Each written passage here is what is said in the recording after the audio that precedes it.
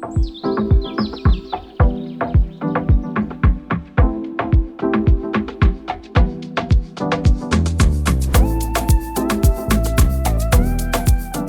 Jean-Loup, Bonjour Ismail. merci beaucoup de nous accueillir dans ces très beaux locaux. Non, merci à vous d'être venu aujourd'hui. Là, nos abonnés ne le voient pas, mais on peut voir la Tour Eiffel, Ouais. on a une superbe vue, donc Ouais. Eramet, ça vaut le coup en fait de visiter ceux qui ont l'occasion. Et on est très très content de te recevoir. Peut-être une petite introduction. Donc nous, on a l'habitude de recevoir des Chief Data Officers. On le fait maintenant depuis 3 ans. Et ça nous tenait à cœur de recevoir un Chief Data Officer du domaine de l'industrie et qui s'investit dans les enjeux RSE et dans les enjeux autour de l'écologie. Je sais que c'est ton cas, je sais que c'est le cas de Eramet. Et donc, on est très content aujourd'hui d'être avec toi, tout simplement. Merci et merci de m'avoir donné l'occasion de parler de ces sujets qui sont importants pour une entreprise comme Eramet. Oui.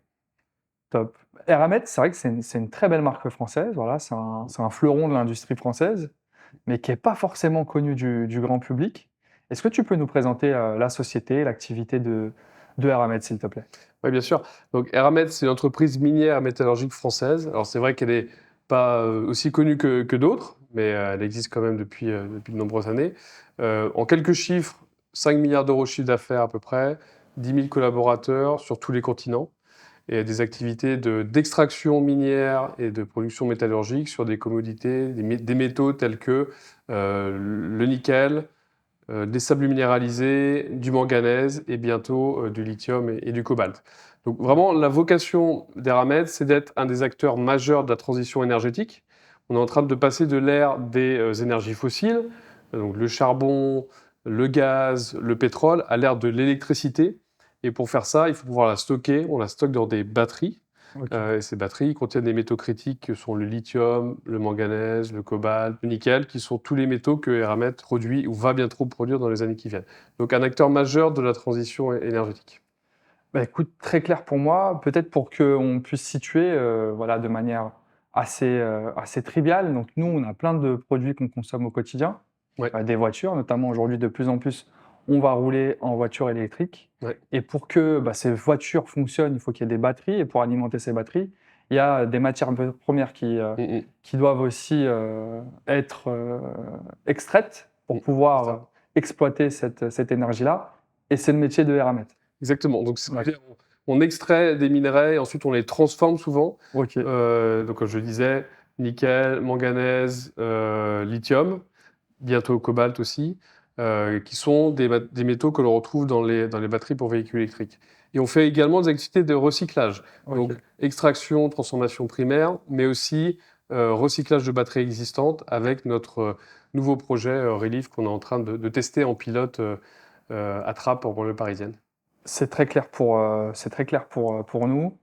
Peut-être nous donner quelques exemples de clients, comme ça on situe Eramet, vous travaillez avec Ouais, tout à fait. qui? Alors, pour nos métaux plus traditionnels, qui sont liés au développement économique, on parle d'acier inox, inoxydable, ou d'acier pour la construction. Donc là, nos D'accord. clients, ce sont les sidérurgistes, donc les entreprises qui fabriquent de l'acier. L'acier inox, il contient du nickel, qui est un des métaux que l'on produit, et ça lui donne des propriétés anticorrosives ou de résistance à la température.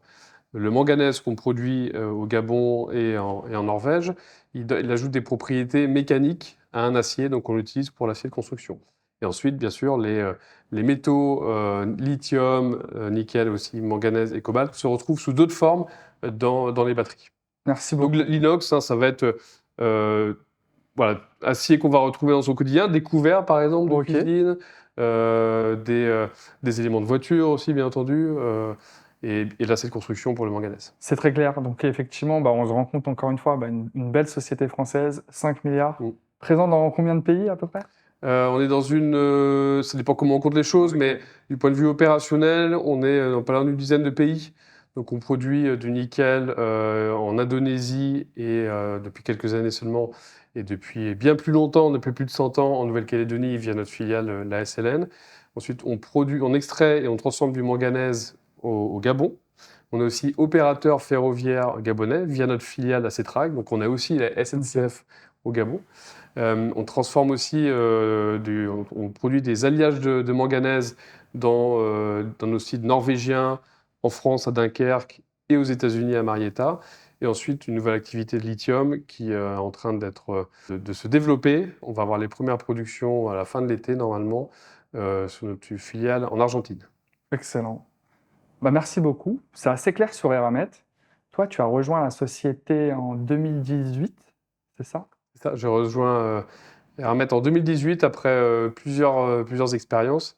Moi, je suis ingénieur en aéronautique de formation. Ensuite, j'ai fait 3 ans en stratégie Ok. dans une administration française. Et ensuite, je suis reparti faire. C'est à ce moment-là que j'ai découvert l'analyse de données, ce qu'elle pouvait faire.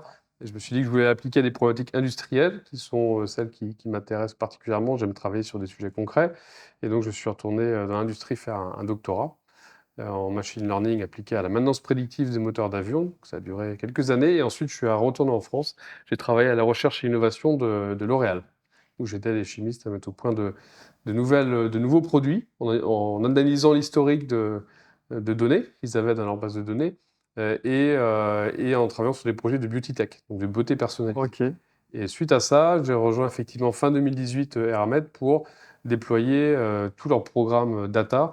Dans un premier temps, c'est la partie data science. Eramet m'avait recruté plus comme spécialiste technique en data science pour lancer des premiers projets. Ok. Et puis très rapidement, on a fait d'abord un projet qui a bien fonctionné en Norvège, puis ensuite on a déployé sur d'autres périmètres de l'entreprise. Et donc petit à petit, à ces fonctions plus techniques sont venues s'ajouter des fonctions plus définition de stratégie, gestion d'équipe, gestion de programme. Et on a ajouté petit à petit aussi d'autres compétences. On a commencé d'abord sur la data science, l'IA, et ensuite on est allé vers le data management, la data gouvernance, en se rendant compte que c'était très bien d'avoir des algorithmes qui fonctionnent, complexes, mais qui parfois ne créaient pas la valeur attendue parce qu'on avait des problèmes de qualité en entrée de ces algorithmes. Donc petit à petit, en plus de l'élargissement des fonctions à des fonctions plus stratégiques et managériales, je me suis aussi mis sur d'autres sujets, et puis liés à l'innovation numérique aussi en général. Non, mais c'est hyper intéressant et je te remercie par rapport à ça. Donc, ton parcours, je le trouve intéressant et atypique, dans le sens où tu as un diplôme dans l'ingénierie, dans l'aéronautique, donc pas forcément dans l'informatique, en tout cas. Et puis, à un moment donné, tu décides d'aller dans le monde de la data, du machine learning, donc tu n'hésites pas à reprendre les études pour faire ça. Tu travailles chez un acteur qui est quand même assez mûr sur les sujets data, customer platform, L'Oréal. Et tu rejoins Eramet. Et donc, je comprends qu'il y a eu un parcours assez riche chez Eramet. Et avant de rentrer dans le vif du sujet et les cas d'usage, est-ce que tu peux nous dire, toi, quand tu rentres chez Eramet, la data, qu'est-ce que c'est? Est-ce que c'est une notion qui est connue à l'époque où tu rentres chez Eramet? Voilà. Pas Qu'est-ce trop, que tu récupères et pourquoi on vient te chercher, toi? pas trop. D'ailleurs, bon, fin 2018, bon, il y avait déjà plusieurs entreprises, des grandes entreprises du CAC 40, ou bien sûr des startups ou des scale-up ou des éditeurs qui avaient des activités historiques dans la data ou dans l'IA, bien sûr. Mais pour les entreprises du SBF 120 comme Eramet, c'était quand même quelque chose d'encore assez nouveau. Alors bien sûr, il y avait des activités informatiques depuis très longtemps, il y avait des logiciels, des progiciels, des bases de données associées à ces logiciels-là. Donc bien sûr, il y avait déjà beaucoup de choses existantes. Mais dans bien des cas, ces données n'étaient pas valorisées, elles n'étaient pas exploitées au niveau voilà, qu'elles auraient pu l'être. Donc c'est à ce moment-là, fin 2018, je pense que Eramet fait ce constat-là. Le directeur de la transformation numérique de l'époque se rend compte que la data va être un élément important de la transformation numérique. Et à l'époque, il n'y avait pas encore trop de compétences en interne dans le groupe. Et c'est là qu'ils se sont dit qu'il faut aller recruter quelqu'un hors du groupe pour amener cette démarche-là. Donc c'était très balbutiant à l'époque. La démarche cloud aussi se mettait en place quand je suis arrivé. Donc on était au tout début. Et depuis, on a effectivement fait un chemin important. On a encore beaucoup à faire sur bien beaucoup de domaines, y compris sur certaines fondations ou sur la partie culturelle, la partie managériale. Mais effectivement, quand je regarde ce qu'on a fait en 5 ans et demi, effectivement, on a fait des choses intéressantes et on a encore beaucoup de choses à faire. Beaucoup de choses à faire, mais c'est vrai que quand tu regardes dans le rétroviseur, tu te dis que c'est quand même un beau parcours. Peut-être pour nous donner quelques chiffres, donc toi, tu rejoins Eramet à la data, tu es le premier, Ouais, oui, voilà. Enfin, officiellement, une personne qui est data scientist, qui travaille sur la donnée toute la journée, je suis le premier. Alors, il y avait forcément des gens dans les métiers qui faisaient de l'analyse de données. On avait des fiabilistes, on en a toujours d'ailleurs, des fiabilistes, des gens qui faisaient de la BI, du reporting, des analyses de coûts, des ingénieurs, des géologues. Donc on a toujours une population de gens qui sont proches des chiffres, Ok. qui manient bien les chiffres. Et donc, on a quand même un terreau très fertile dans une entreprise comme Eramet pour déployer la donnée. Parce qu'on a des gens qui sont habitués à manipuler les chiffres et à manipuler de la donnée. Mais en tant que personne faisait ça à temps plein, ouais, je devais être un des tout premiers, je pense. Ouais. J'étais le premier. Et en mai 2024, maintenant, la communauté data chez Eramet. Bon, ça dépend comment on Bien compte, sûr. hein, si on prend des personnes à temps plein, mais on parle de plusieurs dizaines de personnes maintenant. Ok. On va dire au moins une dizaine de personnes à temps plein dans mon équipe ou l'équipe associée, parce que j'ai des personnes aussi dans d'autres équipes de la direction technique qui me rapportent. Des gens sur les sites. Hmm. Donc on a des VIE régulièrement que l'on poste sur nos sites. On a eu aussi des recrutements, des gens permanents sur nos usines ou sur nos mines. Donc voilà, petit à petit, on a fait agrandir cette communauté-là.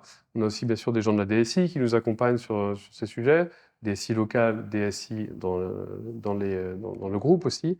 Donc voilà, je dirais quelques dizaines de personnes qui travaillent, peut-être pas à temps plein, mais de manière très importante, significative sur ces sujets-là, désormais. C'est très clair. Donc, une équipe qui s'est développée. Ouais.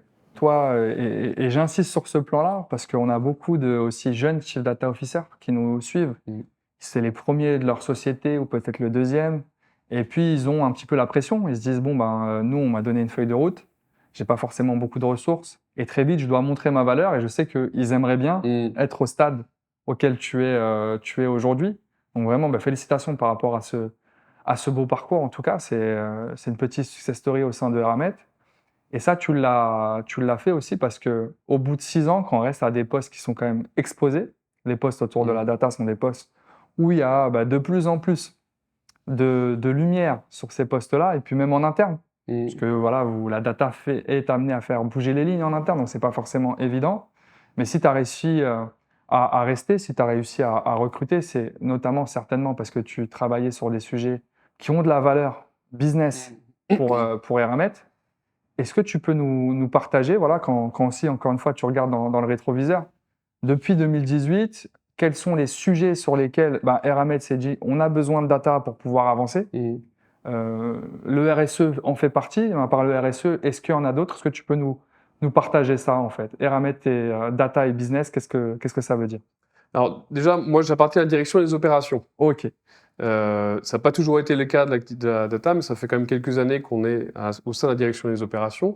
Et dans une entreprise minière et métallurgique comme Eramet, l'industrie lourde, les activités industrielles, c'est clairement le cœur d'activité. ok. Euh, Mais juste la DSI n'est pas dans les opérations, non? non, la DSI chez nous est la direction des affaires financières. D'accord. Mais Ok. travaille bien sûr Bien sûr. étroitement avec les opérations, bien D'accord. entendu. On a des DSI locales sur les sites, sur nos mines, sur nos usines, et une DSI au niveau du groupe Ok. qui coordonne l'ensemble. Mais la DSI, non, n'est pas côté opération. Mon équipe, la data et plus globalement le digital, la transformation numérique, sont côté opération. Et ça a été une volonté du COMEX de mettre ces activités là où il y a plus de valeur à créer. D'accord. On est une entreprise effectivement leader dans son domaine, mais qui a encore beaucoup à apprendre et à faire pour être parmi les meilleurs de son domaine. Et ils ont identifié, notre COMEX très rapidement a identifié la data, le digital, comme un moyen d'accélérer les transformations de nos opérations. Et donc, très rapidement, le COMEX nous a demandé de travailler sur des sujets très compliqués, très difficiles et cœur d'activité. Par exemple, l'optimisation de nos procédés métallurgiques. Donc nos usines métallurgiques produisent des alliages. C'est des opérations très complexes. Imaginez des fours qui font plusieurs étages de haut, qui consomment des quantités très très importantes de minerais, d'électricité et d'autres matières. Donc ce sont des équipements très complexes à opérer, qui sont très suivis, sur lesquels on mesure beaucoup, beaucoup d'informations, et on a de très bons experts métallurgistes pour s'assurer qu'à tout moment, ces équipements, ces actifs sont pilotés de la manière la plus efficace possible.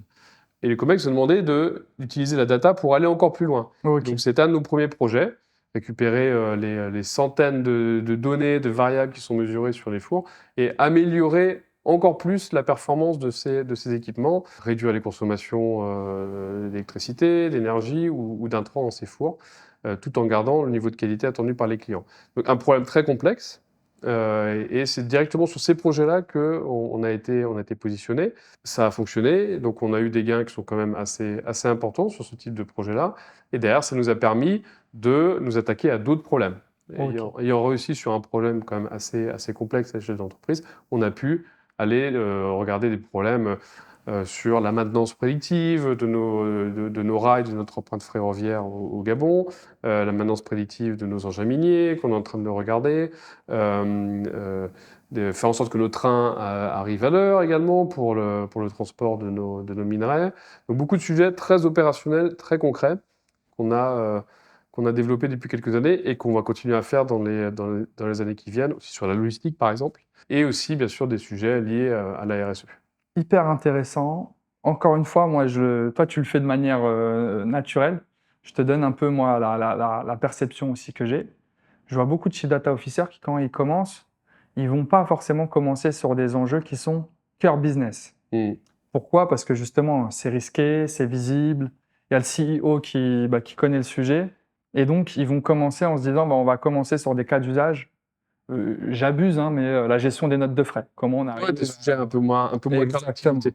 Pas du tout cœur d'activité. Alors moi, je n'ai pas eu le choix. Donc je suis arrivé, la première feuille de route de projet avait déjà été définie et clairement nos dirigeants nous ont dit il faut travailler sur ces sujets-là. Là-dessus, on sait que c'est pas facile, on a eu les moyens pour le faire et on a eu des résultats intéressants, ce qui nous a permis d'ailleurs d'aller sur d'autres sujets, de prouver que ça avait un intérêt et que les gains qu'on générait grâce à ces projets payaient notre activité et au-delà, et donc on pouvait... Ça justifiait des recrutements. Exactement, et ça justifie les recrutements, et ça justifie de s'attaquer à d'autres sujets d'entreprise. Non, mais c'est hyper clair. Donc si je résume, les premiers sujets sur lesquels vous avez travaillé, comme on a parlé de l'activité des Eramet, c'est certes extraction, mais aussi transformation.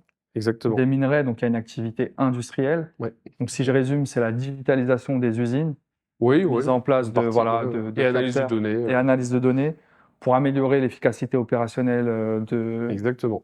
de l'outil industriel. Oui, et alors produire peut-être plus, mais aussi mieux. En émettant moins de poussière, en émettant moins de CO2, en réduisant notre impact environnemental, en améliorant la qualité des eaux, en utilisant le moins d'eau possible sur certains sites. Donc, certes, produire mieux ou moins cher, mais aussi produire plus ou moins cher, mais aussi produire mieux. Très clair. Donc, en tout cas, j'ai envie de dire data pour l'industrie. Exactement. Sujet très pour les opérations. Data pour les opérations.